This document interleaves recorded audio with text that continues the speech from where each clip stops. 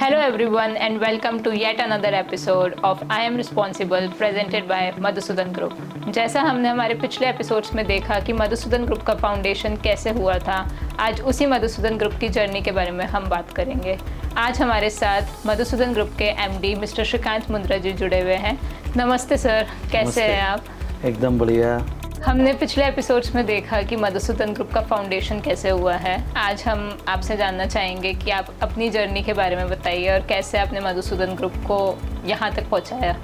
Thank you Pooja ji. Madhusudan group की शुरुआत निश्चित रूप से हमारे फादर चेयरमैन कृष्ण गोपाल जी मुंद्रा और तीन चाचा जी, सीताराम जी मुंद्रा, राम गोपाल जी मुंद्रा और गिरधर गोपाल जी मुंद्रा, क्योंकि उसी क्रम में मुझे ज्वाइन कराया। मेरा पहले एजुकेशन कंप्लीट कराया, इंजीनियरिंग कराई, और जब इंजीनियरिंग कंप्लीट करके मुझे ज्वाइन करवाया तो एक विज़न के साथ ज्वाइन करा कि अपने को इंडस्ट्री में जाना है, इंडस्ट्रियल सेटअप करना है।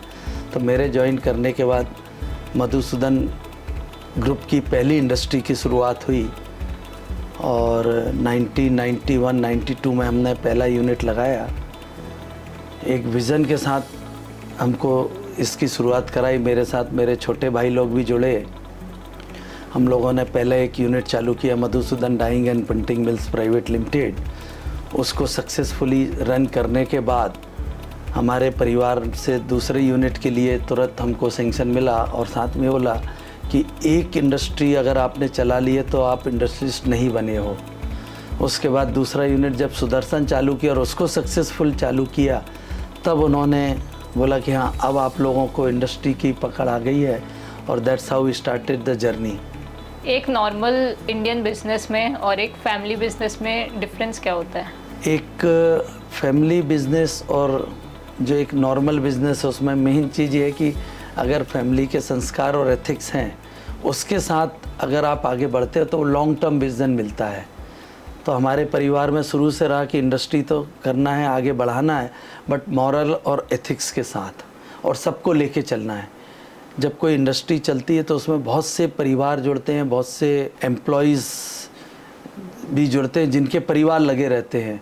तो हमेशा से ही हमको ये बोला कि भाई बहुत संभल के आगे बढ़ना है, स्टेप बाय स्टेप आगे बढ़ना है, क्योंकि एक गलत स्टेप भी आपका जो है वो कई सारे परिवार को ले डूबेगा।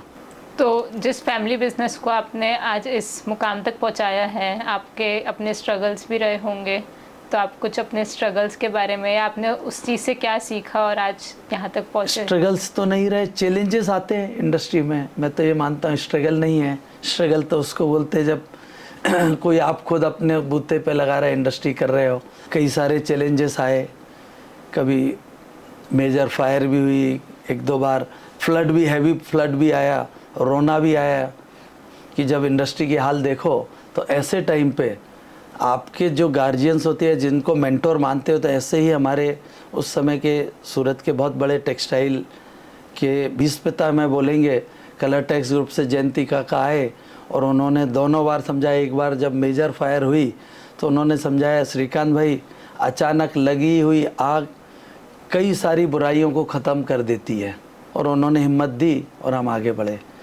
जब उसके कुछ साल बाद जब फ्लड आया, तब वापस जयंती काका आए और उन्होंने समझाया, श्रीकांत ध्यान रखना, every crisis will have an opportunity, you just convert it.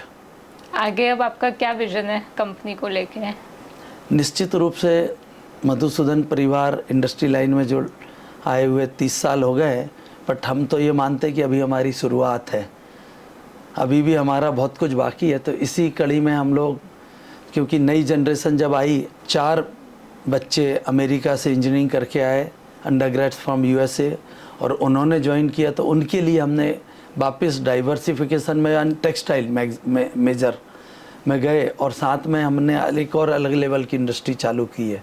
उसी टाइम इंडिया का काफ़ी रिफॉर्मेशन हुआ और काफ़ी सारे चेंजेस आए, पॉजिटिव चेंजेस आए, सिस्टम्स डेवलप हुए, तो हम लोगों ने उसका बेनिफिट लिया, और सब बच्चे हमारे साथ मधुसूदन ग्रुप में बिज़नेस में जुड़े हैं। और सक्सेसफुली इस साल भी हम लोग मधुसूदन टेक्सप्रो के नाम से हमारा नवापुर महाराष्ट्र में नंदुरबार डिस्ट्रिक्ट में एक प्रोजेक्ट आ रहा है, जिसमें हम हमारा खुद की टाउनशिप ला रहे हैं, बहुत बड़े रूप में उसको ला रहे हैं, और उसी में राइट फ्रॉम POI मैन्युफैक्चरिंग से लेके different type of fancy exclusive garmenting सभी तरह का रहेगा उसमें। इतना बड़ा बिजनेस एस्टेब्लिश करने की प्रेरणा आपको कहाँ से मिली?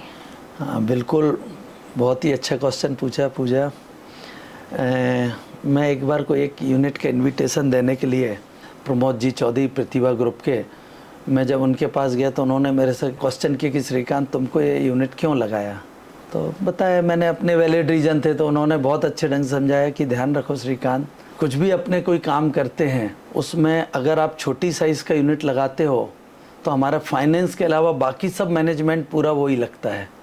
ऑन द कंट्री अगर छोटी साइज़ की यूनिट है तो you can not afford to go for कोई बड़ी लेवल के या हाईली पेड स्किल लोगों को आप अफोर्ड नहीं कर पाते हो, और वही आप थोड़ा बड़े साइज़ की इंडस्ट्री लगाओगे तो उसमें आप यू कैन अफोर्ड कि भाई उसमें CEOs बड़े हाईली पेड कंसल्टेंट या उनको रख सकते हो।